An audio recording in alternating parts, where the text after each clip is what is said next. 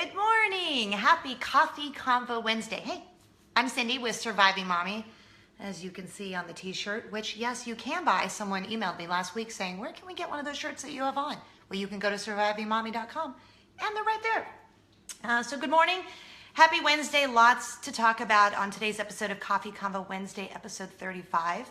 But today we're replacing our normally scheduled coffee mug, Surviving Coffee Mug. Can't get those yet though on the website, but soon, with my new Christmas Nightmare Before Christmas coffee mug. How great is that? It even says Nightmare Before Christmas right there on the inside. Yeah! Thank you to my friend Taylor. We went to go see a little sneak peek of La La Land last night, and I liked it. We went with my mama Jane and Taylor, my girlfriend, who we exchanged Christmas presents. This was one of many awesome Christmas presents that she gave me, and I'm kind of obsessed with my new mug. And yeah, we really liked it. My mom wasn't as in love with it, but Taylor and I really liked it. So if you want more on that, you can send me an email, cindy@survivingmommy.com, because some people don't like to watch people review movies and whatnot. I like to find out on my own, so maybe you don't want to hear me tell you about La La Land, and I'm not going to. But if you want to know, email me and I'll tell you all about it. Plus, this mug is so big. Oh. Okay, I'm kind of in love with this mug. All right, lots of things to talk about this morning. Number one, sad news. Ooh, show me that smile. Don't waste another minute on your crying. We're nowhere near the best is ever to begin. Ooh, as long as we got each growing pains, people. That's what I'm singing. Why? Because Alan Thicke died. I'm so bummed about that. You know, it's funny. It's not like, you know, we were BFFs or anything like that. But isn't it interesting, like when certain celebrities die, you feel like you're really sad about it. Like when Robin Williams died, I was kind of tore up about Robin Williams. I really loved Robin Williams. So let me tell you my Alan Thicke story. I posted about it on Facebook last night. It's such a great story that I couldn't wait to share it with you. Well, I could wait. I'd prefer him to be alive. Well, I would have shared it with you anyway, alive or deceased. But yeah, so Alan Thicke died at the age of 69. He was playing basketball. Not basketball. Where'd that even come from? He was playing hockey with his youngest son, Carter, and the last words, I think, is what I heard that he said to his son was, "Nice shot, son," and then had a heart attack and died. It's just a reminder that you never know. You never know when it's your time and the big man wants to take you upstairs. So Robin Thicke was his other son. I am all over the place this morning. So Alan Thicke was obviously on Growing Pains, and he was just on, I think it was like the first or second episode of This Is Us, which I'm obsessed. My husband and I watch it every week on NBC, and he was on an episode of that. Like, oh, I loved Alan Thicke. Okay, so Robin Thicke is one of his sons. He has 3 sons, and Robin Thicke is obviously like the real famous one that everyone knows, Blurred Lines.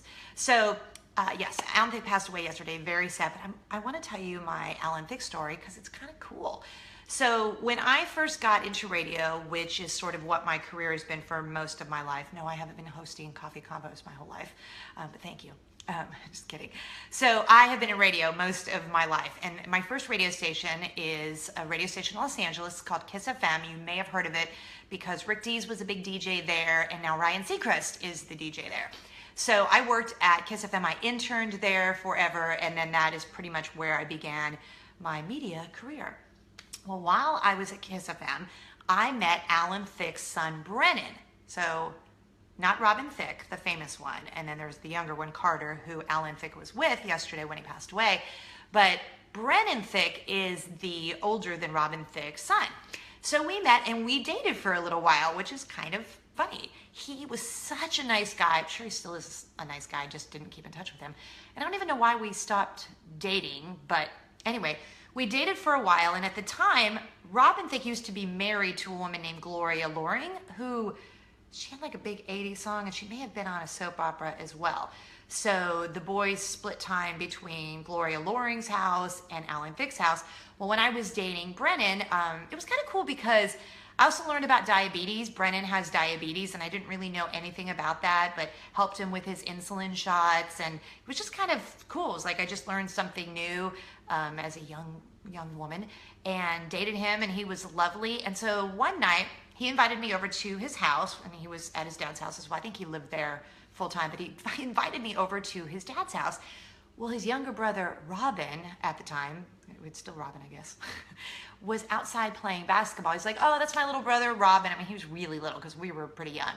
And he was outside playing basketball. So we go in the house. It's this beautiful house in Studio City, California, pool, tennis courts. I mean, everything you would think a Hollywood celebrity house, would have.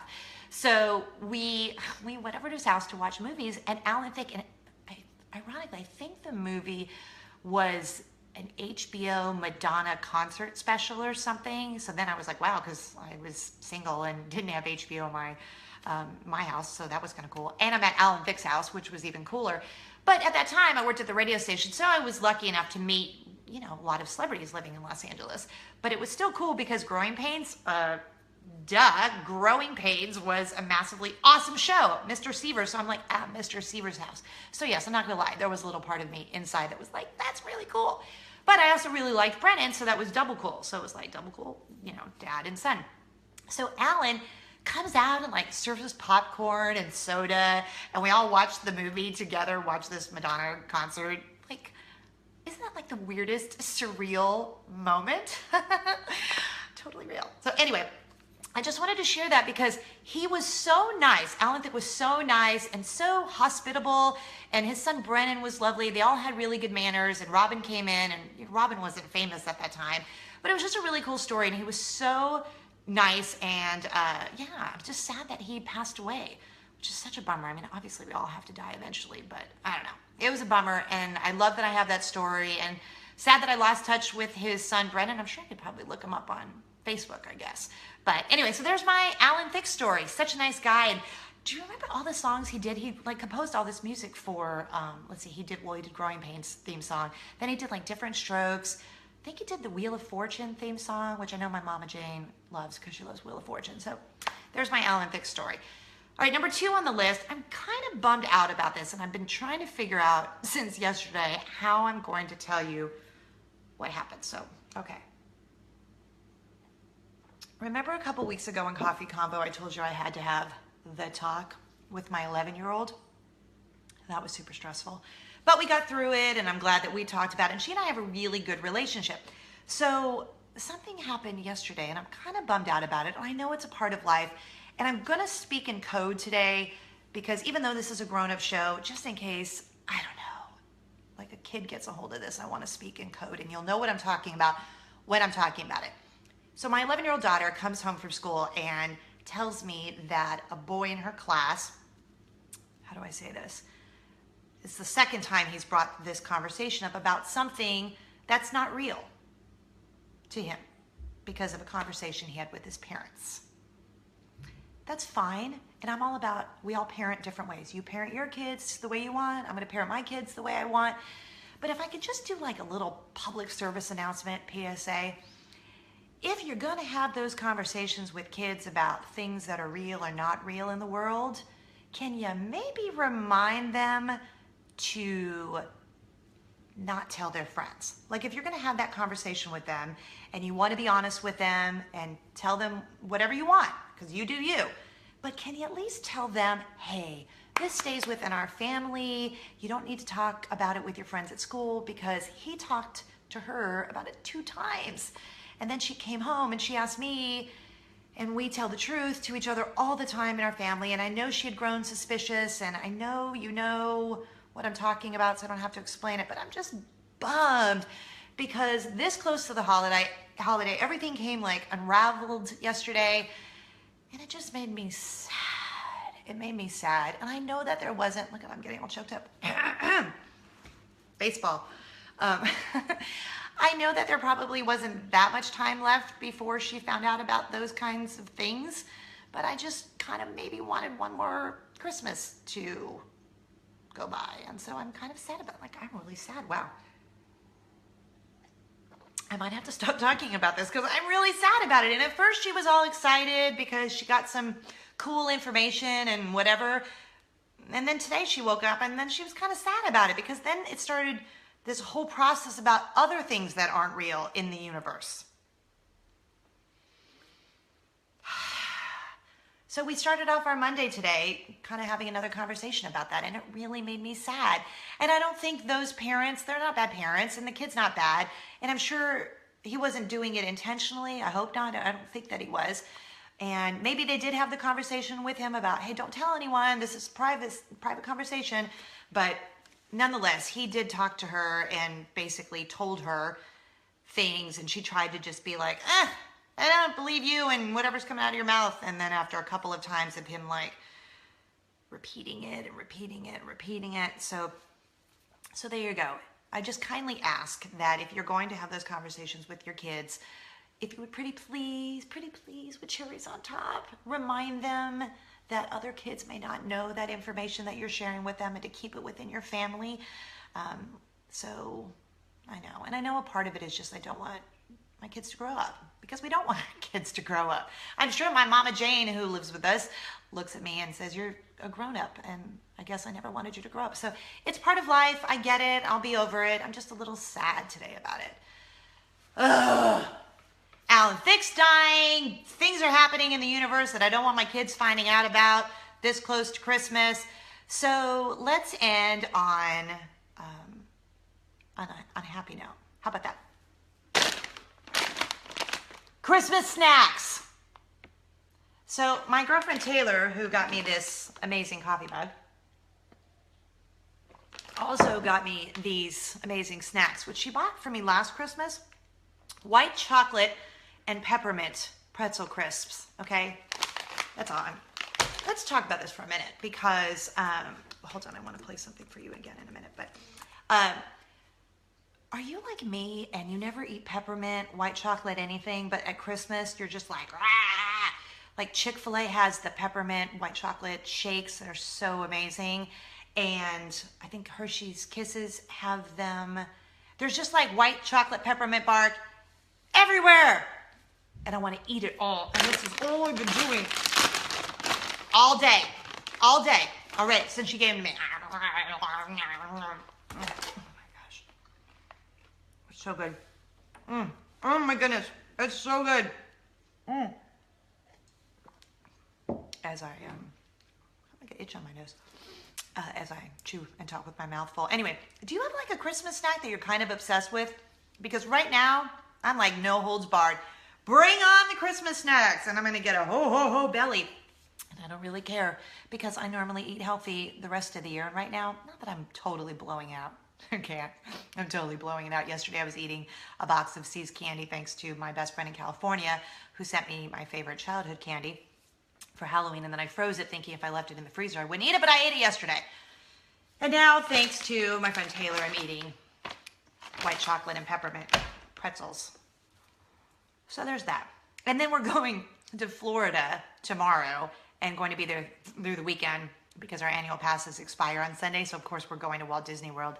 Duh. So I'll be eating my way through the Magic Kingdom and all the other parks at Walt Disney World Resort, because that's what happens when you're on vacation, right? So there you go. 3 things on the list today. My Alan Thicke story. What a nice guy. What a good dad. Just a genuinely nice soul that we lost yesterday. Very sad news. Rest in peace, Alan Thicke, and my thoughts and prayers and condolences to his family, because I know around this time of year that really just stinks. Number 2 on the list, speaking of stinking, if you're going to have that conversation with your kids, not the talk, but the conversation about things that happen around Christmas time, I'm asking you kindly to please just remind them to keep it in the family, because I was not excited to have that conversation with my daughter, but I believe and she believes, and that's what we're going with. Because that's what you kind of have to have, right? Is hope, holding on to hope. And then number 3, white chocolate and peppermint. So delicious. What is your favorite Christmas snack, favorite holiday snack, whatever you like to munch on? Only like during this time of the year, because then, after Christmas, you go back to eating regularly. Or maybe it's like January 2nd, you go back to eating regularly. That's Coffee Convo Wednesday for you. One more week until Christmas. Gosh, yeah, a week and a half, right? Oh my goodness, I don't even have like one present wrapped. I haven't finished Christmas shopping, and we're going on a holiday tomorrow. So out of it, so not organized at all. I'll figure it out next week, right? Got nothing but time. Follow me on Instagram, Twitter, and Snapchat at Surviving Mommy. Don't forget to follow me on, I don't know what's going on with my nose today. I'm so scratchy. Don't forget to follow me on Instagram, because every Friday I've been doing free coffee Fridays and hooking you up with some free coffee. So follow me on Instagram. And we're nowhere near the best is ever to begin. Ooh, as long as we got each other. Oh gosh, I love that song. Growing Pains. All right, have a great rest of your week, and smile today, hug someone extra today, be a little extra kind, and thanks for hanging out with me. Sign up to get Surviving Mommy in your inbox at survivingmommy.com, and thanks again for my new mug, Taylor. Love you. Love you guys. Have a great week. Bye.